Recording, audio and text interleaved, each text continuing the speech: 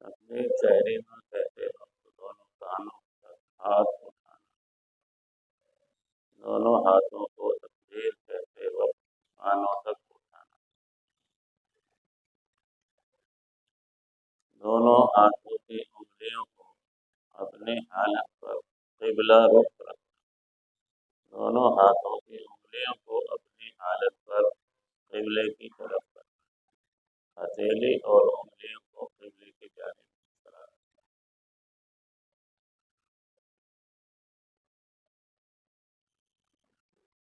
دونوں ہاتھوں کو اٹھاتے وقت اپنے چہرے کو قبلے کی طرف سیدھا رکھنا، سر کو نہ جھکانا، دائیں ہاتھ کی ہتھیلی کو بائیں ہاتھ کی ہتھیلی پر ناف کے نیچے رکھنا، اس کے بعد ثنا پڑھنا، سبحانک اللہ، اس کے بعد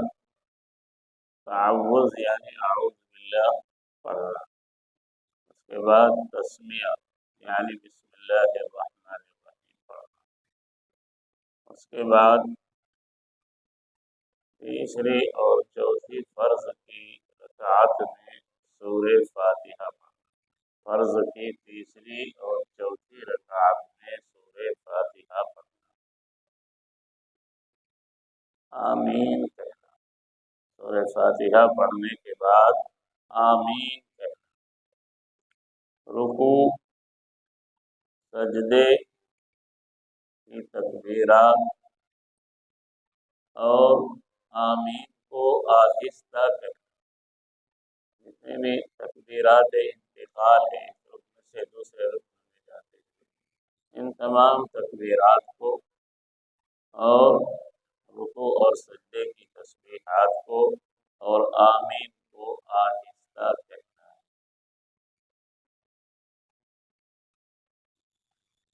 اس کے بعد جتنی قرات سنت ہے اس سنت کے مطابق نماز میں قرات کرنا، طوال مفصل، اوساط مفصل، قصار مفصل، فجر اور ظہر میں لمبی قرات کرنا، عصر اور عشاء میں اس کے بعد اوساط یعنی متوسط قسم کی قرات کرنا، اور مغرب میں مختصر قرات کرنا، یہ مسنون۔ رکوع میں اور سجدے میں جو تسبیحات ہیں ان کو تین مرتبہ پڑھنا، رکوع اور سجدے کی تسبیحات سبحان ربی العظیم اور سبحان ربی الاعلی، ان کو تین مرتبہ پڑھنا، تسبیحات کو تین مرتبہ پڑھنا۔ جب رکوع میں جائیں گے تو پیٹھ اور سر دونوں کو بالکل برابر رکھنا، جیسے تختہ ہوتا ہے، تختے کی مانند سر اور پشت دونوں اس طرح برابر ہے، ایسا نہیں سر کو آگے سے ایسے جھکا لیا یا کمر کو ایسے گول کر دیا، بلکہ کمر کو اور سر کو بالکل سیدھ میں رکھنا۔ رکوع میں جانے کے بعد پیٹھ اور سر کو بالکل برابر رکھنا، اور پھر جب رکوع میں جائیں گے تو اپنے دونوں ہاتھوں کی انگلیوں سے اور ہتھیلی سے گھٹنے کو پکڑنا، اپنے دونوں ہاتھوں کی انگلیوں سے دونوں گھٹنوں کو پکڑنا اور انگلیوں کو کھلا رکھنا، ایسے ملا کے نہیں پکڑیں گے بلکہ انگلیاں کھلی رہیں گی اور ہتھیلی گھٹنوں پر رکھ کر انگلیوں سے پکڑ لیں،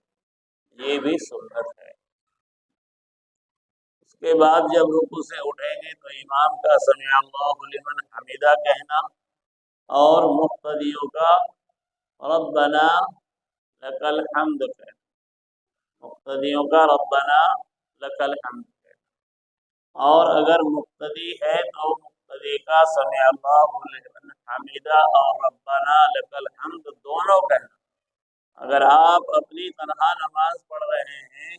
تو ایسی صورت میں آپ سمع اللہ لمن حمیدہ بھی کہیں گے اور اس کے بعد ربنا لک الحمد بھی کہیں گے۔ اس کی بڑی فضیلت ہے۔ پھر جب آپ رکوع سے سیدھے سجدے میں جائیں گے تو وہاں کی سنت یہ ہے کہ پہلے دونوں گھٹنے، پھر دونوں ہاتھ، پھر پیشانی کو سجدے میں رکھنا۔ سجدے میں جاتے وقت پہلے دونوں گھٹنے، پھر دونوں ہاتھ، پھر پیشانی اور ناک کو زمین پر رکھنا۔ بعض لوگ بوڑھے ہو جاتے ہیں، بیچارے کمزور ہوتے ہیں، ان کو سہارا لینا پڑتا ہے ہاتھوں کا، وہ پہلے ہاتھ رکھ لیتے ہیں۔ تو اگر ایسا کوئی شخص ضعیف العمر ہے اور وہ ڈائریکٹ دونوں گھٹنے زمین پر نہیں رکھ سکتا ہے تو اس کے لیے اس بات کی گنجائش ہے کہ وہ اپنے دونوں ہاتھ پہلے زمین پر رکھ لے تاکہ گرنے نہ پائے۔ لیکن جو لوگ صحت مند ہے، تندرست اور توانا ہے، جوان ہے، تو ان کے لیے سنت عمل یہ ہے کہ رکوع میں کھڑے ہو کر جب سجدے میں آپ سیدھا جائیں گے تو جاتے وقت پہلے دونوں گھٹنے، پھر دونوں ہاتھ اور پھر پیشانی اور ناک کو زمین پر رکھنا۔ سمجھ گئے؟ یہ بھی سنت عمل ہے۔ پھر جب آپ رکوع سے بیٹھیں گے تو رکوع میں بیٹھنے کے بعد اپنے دونوں ہاتھوں کو زانوں پر رکھنا، اپنے دونوں ہاتھوں کو زانوں پر رکھنا، زانوں یعنی ران پر سیدھا رکھنا، نہ انگلیوں کو گھٹنوں سے باہر نکالنا، نہ انگلیوں کو اندر سائڈ میں رکھنا، بلکہ جہاں گھٹنے ختم ہوتے ہیں وہاں انگلیوں کے سرے ہونے چاہیے۔ بعض لوگ ایسے رکھتے ہیں، بعض لوگ پیچھے رکھتے ہیں، تو جہاں گھٹنوں کے سرے ہوتے ہیں انگلیوں کے سرے گھٹنوں سے ملے ہوئے ہونے چاہیے۔ اس کے بعد جب آپ تشہد پڑھیں گے تو تشہد کے بعد درود شریف پڑھیں۔ تشہد کے بعد درود شریف پڑھیں گے، یہ درود شریف پڑھنا بھی سنت ہے۔ پھر درود شریف کے بعد دعائے معصورہ پڑھتے ہیں، اللہم انی ظلمت نفسی ظلما کثیرا ولا یغفر الذنوب الا انت فاغفر لی فانہ لا یغفر الذنوب الا انت۔ تو دعائے معصورہ پڑھیں گے، دعائے معصورہ کا پڑھنا بھی سنت ہے۔